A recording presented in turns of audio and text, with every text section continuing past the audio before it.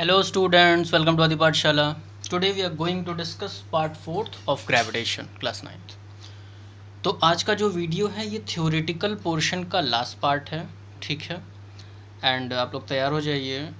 And इसमें आपको जो मतलब ग्रेविटेशन का जो कोर है वो आपने शुरू में ही समझ लिया है। इसमें आप प्रेशर समझोगे, density, relative density, Archimedes principal, ये सारी बातें यहाँ पर डिस्कस होंगी, ठीक। तो चलिए शुरू करते हैं। और सिंपल से टर्म है, कोई बहुत हार्ड इसमें नहीं कुछ लॉजिक है। देखिए, what is pressure? Force per unit area या फिर thrust per unit area is called pressure, ठीक है। ये इसकी बेसिक सी डेफिनेशन है, सिंपल सी। फॉर्मूला क्या है? फोर्स पर यूनिट एरिया ना, force upon area, P equal to F by ए।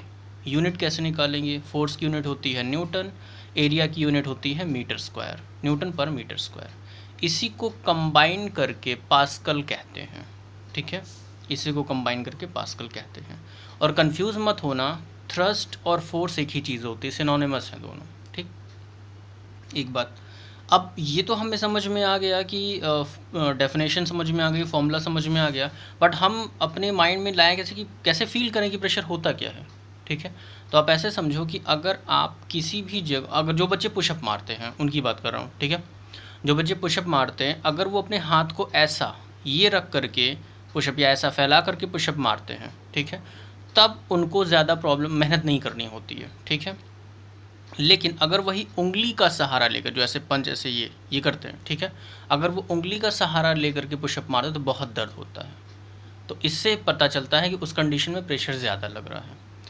एक चीज़ हमेशा याद रखना, किसी भी फॉर्मूले में जो अपॉन वाला टर्म होता है वो दी गई फिजिकल क्वांटिटी की इन्वर्सली प्रोपोर्शनल होता है।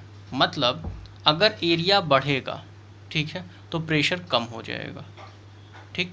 और अगर एरिया कम होगा तो प्रेशर ऑटोमेटिक बढ़ जाएगा, ठीक है, ये चीज़। या फिर आप ऐसे समझ सकते हो कि अगर हम किसी भी चौड़े से सरफेस को दीवार में ढकेलने की कोशिश करें, आप रॉड ले लो लकड़ी की, ठीक है, उसको दीवार में ऐसा हैमर के ज़रिए डालने का प्रयास करोगे उसमें, तो वो नहीं जा पाएगा, ठीक है। बट अगर हम किसी नेल को उसमें इंसर्ट करते हैं तो ईजिली हो जाता है, क्योंकि नेल का जो सरफेस एरिया बहुत ही कम है। नेल का जो सरफेस एरिया है वो बहुत कम है, यहाँ देखो, ठीक है। अब इस पर जब फोर्स अप्लाई होगा तो ये ईजिली अंदर चला जाएगा, सरफेस एरिया बहुत कम है, प्रेशर ज़्यादा लग जाएगा। और अगर इसके बदले आप किसी ऐसी लकड़ी के रॉड को, ठीक है, हैमरिंग करके फोर्स अप्लाई करके यहाँ डालना चाहते हो तो ये इसके अंदर नहीं इंसर्ट हो पाएगा। सिंपल सी चीज़ है, क्योंकि इसका सरफेस एरिया ज़्यादा है, ठीक। चलिए, प्रेशर हमें क्लियर हो गया, इसके आगे बढ़ते हैं। व्हाट इज़ बाउंसी, ठीक है। बाउंसी क्या होती है, कॉन्सेप्ट समझ लो। जब भी किसी भी चीज़ को पानी में डालते हैं, ठीक है, तो वो थोड़ी सी हल्की हो जाती है, ठीक है। हल्की होती है क्योंकि उसके ऊपर पानी के अंदर से एक फोर्स अप्लाई होता है जिसे बाउंड फोर्स या अपथ्रस्ट कहते हैं, ठीक है। और इस पूरे फिनोमेना को बाउंसी कहते हैं। जैसे देखो यहाँ फिगर में दिया हुआ है, ये थ्योरी आप समझ लेना, ठीक है। जो चीज़ें वहाँ इसमें लिखी हैं वही बताई हैं, ठीक। अगर इसका वेट यहाँ पर 10 kg है तो यहाँ पे 9 पॉइंट समथिंग होगा, या डिपेंड करता है कि कितना वाटर ये डिस्प्लेस कर रहा है, ठीक है, लिक्विड में। तो डेफिनेटली ये चीज़ है कि लिक्विड में जाने पर किसी भी चीज़ का वेट कम होता है, ठीक, कम फील होता है, क्योंकि बाउंसी का फिनोमेना वहाँ पर आ जाता है। बाउंसी समझने के लिए आपको डेंसिटी भी समझनी होगी, ताकि उसके आगे की चीज़ें आप समझ लो अच्छे से। देखो, डेंसिटी क्या है? It is defined as the mass per unit volume. Density का मतलब होता है किसी भी चीज़ का घनापन, कितना डेंस, कितना गाढ़ा है। जैसे पानी है, आपने शहद रख लिया या लस्सी रख ली, 3 चीज़ें हो गई, ठीक है। पानी है, शहद है, लस्सी। तो आप खुद ही बताओ कौन ज़्यादा डेंसर होगा?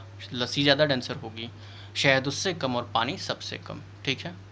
मास पर यूनिट वॉल्यूम, जैसे यहाँ फिगर में भी देख लो, ये है, ठीक है, और एक ये 2 बॉक्सेस हैं, इनके पार्टिकल ऐसे ऐसे हैं, ठीक है। इसके इस बॉक्स के पार्टिकल ऐसे हैं, इसके पार्टिकल ऐसे हैं, पास पास हैं थोड़े से, ठीक है। So which one is more denser? This one, ये ज़्यादा डेंस होगा। उसी वॉल्यूम में ज़्यादा मास है, इसका उसी वॉल्यूम में कम मास है, सिंपल सी चीज़। आगे बढ़ेंगे, यहाँ बाउंसी से क्या रिलेशन है इसका?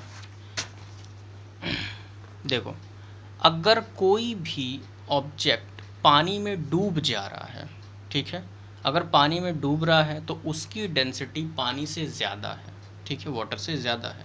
और अगर पानी में फ्लोट कर रहा है तो क्या होगा, वो उसकी डेंसिटी वाटर से कम है। इसीलिए आयरन नेल जो होती है वो वाटर में सिंक करती है। सिंक मतलब डूबना, फ्लोट मतलब तैरना, ठीक है। अब यहाँ पे क्वेश्चन उठता है कि सर जब नेल अंदर डूब जाती है तो जो आयरन से बने हुए बड़े बड़े एल्युमिनियम के, आयरन के, मेटल के बड़े बड़े जहाज होते हैं वो कैसे तैरते हैं पानी में? तो उसके पीछे बाउंसी यूज़ होती है और उनका जो शेप होता है शिप्स का, बड़ी बड़ी, उनका शेप स्ट्रीम लाइंड होता है, ठीक है। ये अंदर से इतना सरफेस ना, अंदर से इसका हॉलो होता है ताकि एयर का यहाँ पे एयर प्रेशर अप्लाई हो सके, तो थोड़ा सा और सरफेस से रिएक्शन मिल सके हमें, ठीक। वो एक अलग चीज़ है। अब इसके बाद हम लोग अगले टॉपिक पे आएंगे, दैट इज़ आर्किमिडीज प्रिंसिपल। देखिए, आर्किमिडीज प्रिंसिपल, बच्चों ये प्रिंसिपल बहुत इंपॉर्टेंट है, ये आपसे पूछा जाता है एग्ज़ाम में। आर्किमिडीज प्रिंसिपल ये कहता है कि जब कोई भी बॉडी पानी में फुल्ली या पार्शली इमर्ज की जाती है, पानी में डाली जाती है, तो उसे एक अपवर्ड प्रेशर फील होता है, ठीक है। बाउंसी में यहाँ तक तो समझा था, लेकिन आर्किमिडीज जो रिसर्चर थे उन्होंने कहा कि जितना वो फोर्स है वो हटे हुए डिस्प्लेस्ड वाटर के वेट के बराबर होता है, ठीक है। मतलब अब जैसे ये यहाँ पर है, ये पूरा का पूरा डिप नहीं किया गया, थोड़ा अंदर है, ठीक है। तो ये जितना पानी यहाँ से डिस्प्लेस करेगा, अगर इसने 2 न्यूटन वाटर हटाया है, ठीक है, 2 न्यूटन, वेट के टर्म में बात कर रहे हैं, समझना बात को, 2 न्यूटन वाटर हटाया तो 2 न्यूटन का इसके ऊपर फोर्स लगेगा, ठीक है। 10 न्यूटन का वाटर हटाया तो 10 न्यूटन इसके ऊपर फोर्स लगेगा। तो अब thrust equal to m g, and what is what, it is the m is the mass of water and g is the gravity, ठीक है।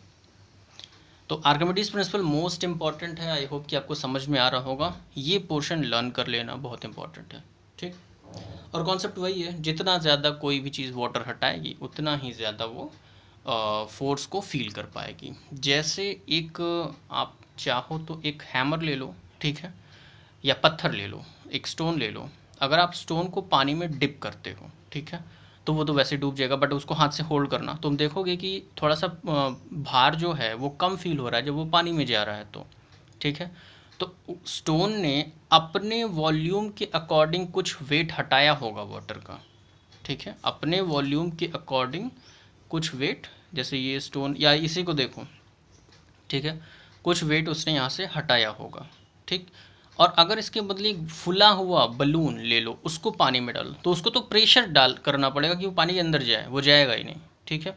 क्यों? क्योंकि जो बलून है आपके पास, ठीक है, उसका वेट बहुत ही कम है और वो अपने, अब भाई पूरे के पूरे में एयर भरी हुई है, ठीक है, तो वो यहाँ पे वाटर बहुत ज़्यादा हटाएगा, अपने वेट से भी कहीं ज़्यादा, कई गुना मास वेट हटा देगा, तो इसको ज़्यादा रिएक्शन मिलेगा, ठीक है। तो यहाँ पे डेंसिटी वाला कॉन्सेप्ट भी आ रहा है, ठीक। तो चलिए, हम आर्किमिडीज प्रिंसिपल समझ गए, अब हम लोग समझेंगे रिलेटिव डेंसिटी, जो कि इजी पॉइंट है, ठीक है। रिलेटिव डेंसिटी बच्चों एक रेशियो होता है, ठीक है। It is the ratio of density of any substance to the density of water, ठीक है। वाटर की डेंसिटी 1000 kg/m³ होती है, दिस इज क्यूब, ठीक है, क्यूब होती है। तो रिलेटिव डेंसिटी क्या है? It is the ratio density of any substance and density of water, ठीक है, सिंपल है। तो यहाँ से आपका जो थ्योरेटिकल पोर्शन है वो पूरा का पूरा ख़त्म होता है। अगले लेक्चर में हम लोग न्यूमेरिकल्स पे आ जाएंगे और एनसीईआरटी का एक एक न्यूमेरिकल हमें करना है, ठीक। चलिए वीडियो एंड करते हैं, स्टडी करते रहिए। जय हिंद एवरीवन, बाय बाय।